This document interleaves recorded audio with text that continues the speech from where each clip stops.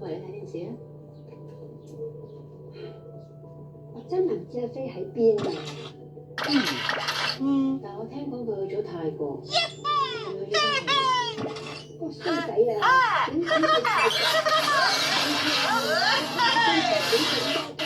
先救到佢翻香港啊！譚卓飛喺泰國唔知得罪咗啲咩人，差啲連命都冇。我覺得佢唔會去泰國。咁如果譚卓飛冇去到泰國，咁佢哋做邊？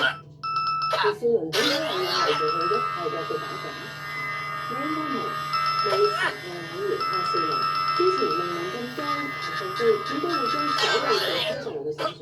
如果譚卓飛出現翻，佢哋嘅大話就會傳到高嘅。點解我哋咁肯定譚卓飛唔會出現翻？點解我哋咁有信心，連警方都唔會告佢哋？